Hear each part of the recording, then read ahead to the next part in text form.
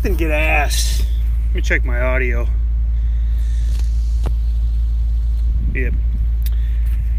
So I often get asked, why do you, why have you gone from such a biased short seller to a constantly bashing short sellers on Twitter? Why do you torture yourself? That's actually why I'm out cutting some wood, by the way. And quick disclaimer, yes, I have safety equipment on whatsoever.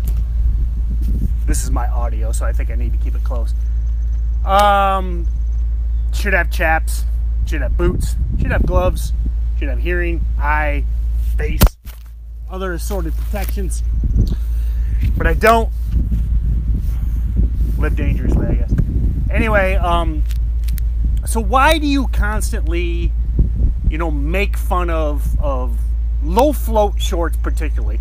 And, and keep in mind, I think there's this misconception that I'm like anti-short seller. I'm not anti-short seller. I love short selling. I wish we were in a market that was much more friendly to short selling. But particularly these low float shorts early in the day on stocks like, yesterday, AVEO. And, last I checked, AVEO was up again today. MBRX today. And what drives me nuts is this constant, ease of shorting these stocks. And, how it's just layup. Like MBRX today, it's up like 10-15%, and it's a quote-unquote no-brainer short. And you have a large following on Twitter, and you don't have any sort of plan. You don't tell anybody what you're supposed to be doing. You just say it's a easy short. And then next thing you know, these stocks are up 10, 15, 20, 30, 50, 100% on the day. And it's all just ego. There's no reason.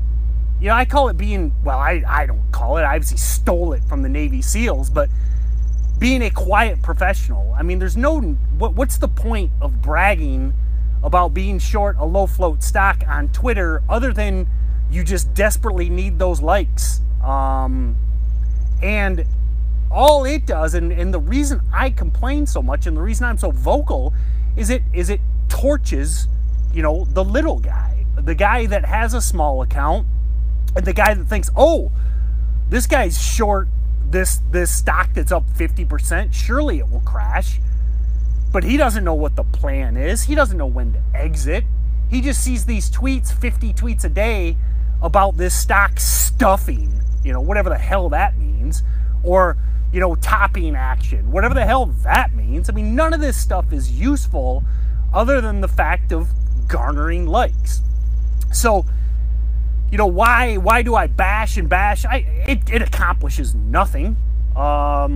It's probably just, if anything, all it does is increase my frustration and my annoyance. But I guess I have some sort of like noble hope. Hope is a good word. Hope is a great word. That, somehow one of my tweets are seen and it's next time some guy that's either new or with a small account sees somebody post. I mean, I remember once I saw a guy that was like green 59 out of 60 trading days shorting low float stocks at or around the open. Is that impossible? No, I mean, anything's possible. I mean, I could fly away right now. I could sprout wings. But that just gives such a false sense to, again, the little guy. Because who are you talking to on Twitter, okay? Paul Tudor Jones isn't looking at your trading ideas on Twitter, okay? You're not talking to some hedge fund manager. You're not going to get a job at private equity by bragging about your amazing low float shorts on Twitter, okay? Who are you talking to? You're obviously talking to the little guy because you desperately want his affection. Now, why you care about the affection of a guy with, a couple $1,000 account in the middle of nowhere, I do not know, but obviously that's who you're talking to. And by bragging and bullshitting, in my opinion, it accomplishes your goal But you may or may not have a subscription service. You may or may not make trading recommendations, but you know people will follow you, especially if you have a big following. And that's why, you know, to close the long loop of why I, you know, bash these guys so much. And I call it cheat codes. I mean, it is beautiful. My best trades in the last 6 to 9 months have been, I've got a list of these guys that all they do is brag about how easy it is to short some stock with a 4 million float. And I just see them bragging about the ease of it early. And if that stock if it reaches a new high, goes green to red, you know, all these just simple things, all these panic points that people look for, it's, you know, it's almost guaranteed the stock's going to spike.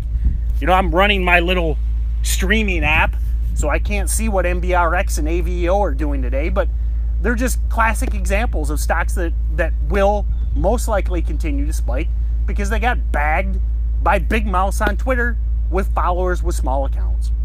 So in summary, it's a beautiful day out.